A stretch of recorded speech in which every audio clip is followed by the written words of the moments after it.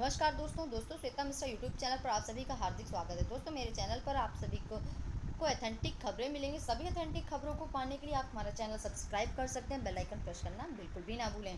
तो दोस्तों इसी क्रम में आज की खबर है पीपीयू यानी कि पाटलिपुत्र विश्वविद्यालय में 5 कॉलेजों में 12 से अधिक पीजी कोर्सों को मिली है मंजूरी। वो कॉलेज हैं आपके पीएस कॉलेज पटना, गंगा देवी महिला महाविद्यालय Patna, RKD college Patna, RPM college city और अनुग्रह नारायण सिंह कॉलेज बाढ़। और ये आपके सब्जेक्ट हैं जिन सब्जेक्ट को मंजूरी मिली है और ये सीटों की संख्या है। ठीक है, इसके बाद दोस्तों 28 जुलाई पीजी में दाखिले के आवेदन की अंतिम तिथि। 10,000 हो सकती हैं पीजी की सीटें। 28 जुलाई इसके आवेदन की अंतिम तिथि है और इसकी सीटें लगभग 10,000 हो सकती हैं इनको बढ़ाने के बाद। पीजी कोर्सों के लिए 30 सीटों पर होगा नामांकन। टीपीएस कॉलेज में 5 विषयों में पीजी कोर्सों में होगा दाखिला। तो जिन भी विद्यार्थियों को दाखिला लेना हो वो 28 जुलाई के पहले ही आवेदन कर दें। 2 वर्ष बाद बालक व बालिका विद्यालय में नामांकन फिर शुरू। श्रम विभाग द्वारा संचालित आवासीय बालक व बालिका विद्यालय में 2 वर्ष बाद पुनः छात्रों का नामांकन शुरू किया गया। इससे स्कूलों में कार्यरत कर्मचारियों में खुशी है। नामांकन शुरू न होने पर गरीब वर्ग के बालक व बालिकाओं को निःशुल्क शिक्षा मिल सकेगी। कटी चौराहे के पास श्रम विभाग की ओर से बालिका व चिलवरिया में विहान आवासीय विद्यालय का संचालन होता है। इन दोनों विद्यालयों में 100 छात्र छात्राओं को शिक्षा दी जाती है, जबकि पूरे प्रदेश में विभाग की ओर से 24 विद्यालयों का संचालन होता है। समाजशास्त्र विभाग लखनऊ की ओर से दोनों विद्यालयों में वर्ष 2023 से नए नामांकन पर रोक लगा दी गई थी। साथ ही विद्यालय के युग्मन पर अधिकारियों के बीच बातचीत शुरू हो गई थी। यानी कि अब थोड़ा सा नामांकन शुरू हुआ है तो उसमें जो कर्मचारी हैं उन पर भी खुशी की थोड़ा सा लहर है और जो बालक और बालिका यानी कि जो विद्यार्थी हैं उनमें भी थोड़ा खुशी लगती है। श्रम विभाग की ओर से संचालित बालक व बालिका विद्यालय में पुनः नामांकन शुरू हो गया है। श्रम विभाग में पंजीकृत श्रमिक अपने बच्चों का कक्षा 6 में नामांकन करवाएं। बालक विद्यालय के लिए चिलवरिया व बालिका के लिए शहर में विद्यालय संचालित है। ये जो है ना ये बहराइच में है। बहराइच में रहने वाले सभी श्रमिक तो वो अपने बच्चों को का नामांकन यहाँ करा सकते हैं। श्रम विभाग में पंजीकरण कराएं, फिर इसके बाद बच्चों का नामांकन कराएं। इसके दोस्तों अगली खबर है बेसिक माध्यमिक विद्यालयों में ऊपर से हटेगी हाई टेंशन लाइन। मैं आपको बता दूं कि ये हाई टेंशन लाइन की जो न्यूज़ है ना वो हर साल जाती है, उसमें हर साल इसका विवरण मांगा जाता है, लेकिन वो लाइन नहीं हटती है। देखिए जानते हैं इसमें क्या है। प्रदेश के परिषदीय प्राथमिक और उच्च प्राथमिक व राजकीय माध्यमिक विद्यालयों के ऊपर से जा रही हाई टेंशन व एलटी लाइन हटाई जाएगी। बिजली विभाग की ओर से जिलाधिकारी की अध्यक्षता में जिलों में कमेटी का गठन कर विद्यालयों में चिन्हित कर त्वरित कार्यवाही के निर्देश दिए गए। साथ ही इसके लिए 80 करोड़ रुपए का बजट भी आवंटित किया गया है। पावर कॉर्पोरेशन के अध्यक्ष डॉक्टर आशीष कुमार गोयल ने पूर्वांचल, मध्यांचल, पश्चिमांचल और दक्षिणांचल के प्रबंध निदेशक को इसके लिए पत्र भेजा है। तो देखिए ये केबल हटा के शिफ्टिंग में अंडरग्राउंड केबल का प्रयोग नहीं किया जाएगा।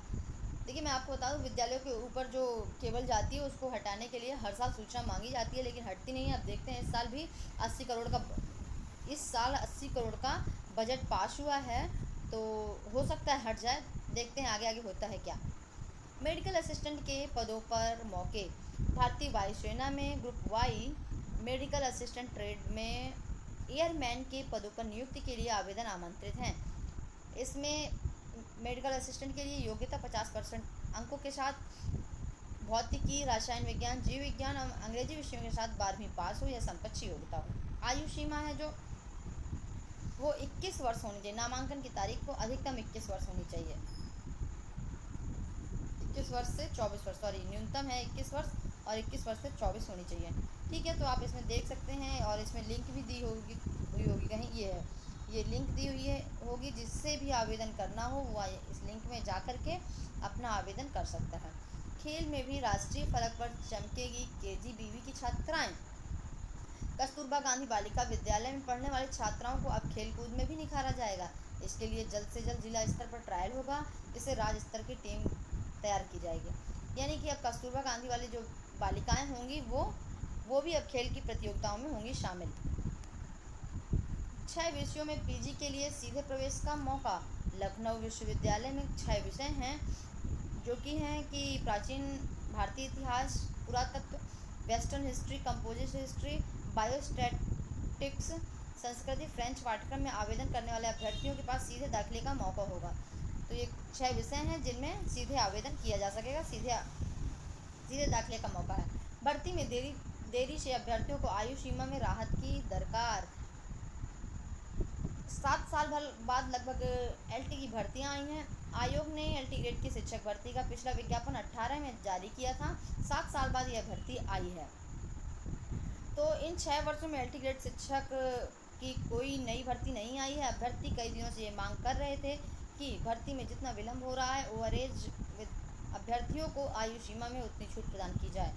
वहीं कुछ दिन पहले आयोग की ओर से जारी एलटी ग्रेड के संक्षिप्त विज्ञापन में अधिकतम आयु सीमा की कोई किसी प्रकार की छूट नहीं दी गई।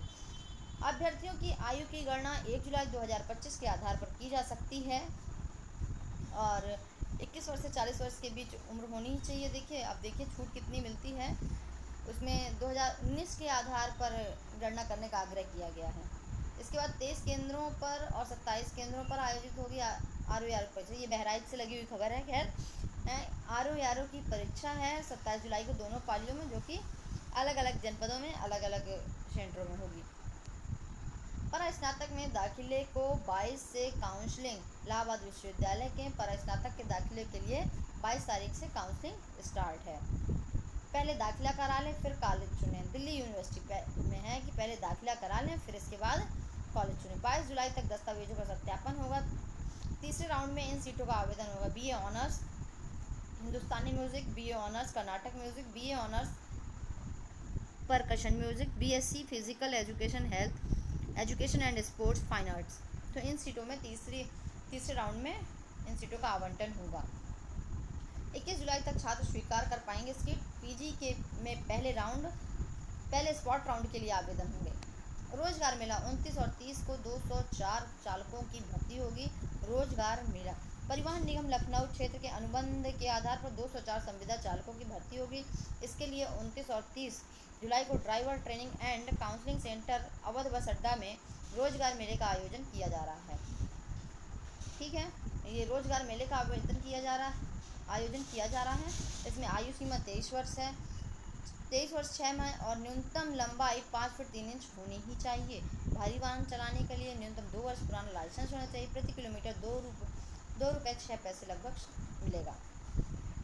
राज्य अध्यापक पुरस्कार के लिए 24 से होंगे साक्षात्कार। राज्य अध्यापक पुरस्कार जिसको यदि लगे कि हम इसके लायक हैं तो इसमें 24 जुलाई से लेकर के 11 अगस्त तक राज्य स्तरीय समिति में शिक्षकों का साक्षात्कार लिया जाएगा और इसमें जो भी शिक्षक आवेदन करना चाहते हैं कर सकते हैं। साक्षात्कार के लिए बुलाया गया है।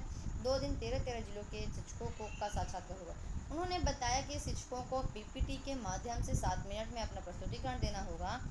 इसमें शिक्षकों को अपने बारे में मूल जानकारी के साथ ही राष्ट्रीय आय व योग्यता आधारित छात्रवृत्ति परीक्षा पास करने वाले छात्रों की संख्या, कक्षा शिक्षण में प्रयोग की जाने वाली शिक्षक विधियों व नवाचार, आईसीटी व ऑडियो वीडियो के प्रयोग की जानकारी देनी होगी। इसके बाद आरपीएससी ने जारी किया विज्ञापन।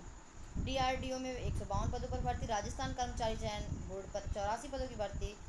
मध्य प्रदेश में विद्युत उत्पादन कंपनी में 346 पदों की भर्ती। जूनियर इंजीनियर फायरमैन की हैं। RailTel Corporation of India में 40 पद। एसजीपीजीआईएमएस में 22 पदों पर वैकेंसी है। इसमें लिंक दी हुई है, आप इन लिंक के माध्यम से जाकर के आवेदन कर सकते हैं।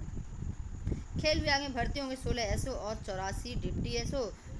उप क्रीड़ा अधिकारी और क्रीड़ा अधिकारी की कमी से जूझ रहे खेल विभाग को जल्द से जल्द 100 अधिकारी मिल जाएंगे। विभाग में प्रस्ताव को मुख्यमंत्री योगी आदित्यनाथ ने मंजूरी दे दी है। करीब 7 वर्ष बाद प्रदेश में 16 क्रीड़ा अधिकारी यानी कि एसओ और 84 उप क्रीड़ा अधिकारी की भर्ती होने वाली है। प्रदेश में लंबे समय बाद एसओ और डिप्टी एसओ की भर्ती लंबे समय से नहीं हुई है। पिछले कुछ वर्ष में कई आरएसओ भी रिटायर हुए हैं। 100 पदों पर डिप्टी एसओ और एसओ की भर्ती से खेल प्रशिक्षण में बड़ा बदलाव होगा। तो अब लगभग 100 पदों पर भर्ती होगी, जिसमें 16 एसओ और 84 डिप्टी एसओ। विश्वविद्यालय कॉलेजों में पदोन्नति को लेकर परीक्षा प्रक्रिया तक होगी ऑनलाइन। प्रदेश में उच्च शिक्षा में डिजिटल पारदर्शी और सुगम बनाने के लिए समर्थ पोर्टल को वर्तमान सत्र में सभी विश्वविद्यालयों और कॉलेजों में पूरी तरह से लागू करने की तैयारी है। यह न केवल प्रशासनिक प्रक्रिया को सरल बनाएगा बल्कि उच्च शिक्षा को तकनीकी रूप में सक्षम और पारदर्शी बनाएगा। कॉलेजों व विश्वविद्यालयों में पूरी तरह से लागू होगा समर्थ पोर्टल। ARPSRG को का 2000, डाइट मेंटर का 1000 रुपये बढ़ा वाहन भत्ता। हाँ, ये वाहन भत्ता बढ़ गया। प्रदेश में 5500 शिक्षकों को दी गई शिक्षा गुणवत्ता सुधार की जिम्मेदारी, जिसमें प्रदेश भर में लगभग 4400 ARP, 225 SRG, 885 डाइट मेंटर को शिक्षा गुणवत्ता में सुधार करने के कार्य में लगाया गया है, जिसमें 2000 रुपये ARPSRG और डाइट मेंटर को 1000 रुपये, साथ ही 500 रुपये प्रतिमाह स्वनिर्मित शिक्षण अधिगम सामग्री के लिए भी दिया जाएगा। इतना बढ़ाया गया है।